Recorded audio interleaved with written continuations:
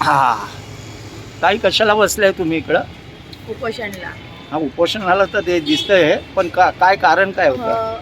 अनधिकृत बांधकामाला अजून जे लोक पाठिंबा देतात, हं, सगळी काय कारवाई झाली, MRTP झाली, DPL झाली, तरी पण थोडं कारवाई अजून नाही करत आहे. हं. याच्यासाठी त्यांची हातमिळवणी आहे बांधकामधारकाशी. कुठला आपला ॲक्च्युली मॅटर कुठला आहे हा? डोंबोलीच आहे. बरं, तुम्हाला माहीत असेल आता आचारसंहिता चालू आहे, असते तरी ना तुम्ही आचारसंहिता. उपोषणावर बसलेत. मी इलेक्शन कमिशनरची तिकडनं त्यांची परवानगी घेऊन बसले बरं, आणि मी आचारसंहिता लागायच्या आधीच मी लेटर टाकलं होतं. अच्छा. तर हा लेटर आहे का? हो. पण सगळं काय प्रोसिजर होऊन अजून कारवाई का नाही करत? तुमचे वार्ड अधिकारी कोण आहे?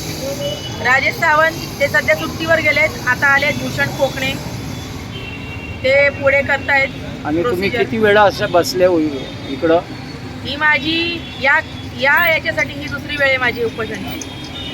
तर तुम्हाला काय वाटतं, हे काय करतील असं वाटतं का हे तुम्हाला? अधिकारी काहीच करत नाही, अधिकारी सगळे भ्रष्ट आहेत. मग नाही केलं तर तुमचं पुढचं पाऊल काय? मी आझाद मैदानावर जाऊन बसणार. आझाद मैदानावर तर 3-3 महिन्यापासून बसलेली आहेत लोक. मग त्याच्यासाठी काहीतरी असणारच ना. अधिकारी जर काय करत नसेल त्यासाठी काहीतरी तर तोडगा असेल, तो तोडगा वापरीन. हे कोण आहे? ती माझी बहीण आहे. हे पण उपोषण करते हो, का? उपोषण करतीच यांची आहे. काही तब्येत खराब आहे का? हो. डॉक्टर वगैरे आलं होतं आले होते बघायला? डॉक्टर दुपारी. मग सांगितलं त्यांनी गोळ्या खा, पण आम्ही गोळ्या वगैरे काही खाणार नाही, कारण आम्ही उपोषण आहे तर आमचं उपोषण तुटेल. बरोबर आहे. आता तुम्ही कालपासून बसले तर कुणी आतून आलं तुमच्या बरोबर बोलायला? आले ना, आमचेच वॉर्डातले आले होते हा. लेटर घेऊन, पण ते तारीख मेन्शन नाही करत त्याच्यात.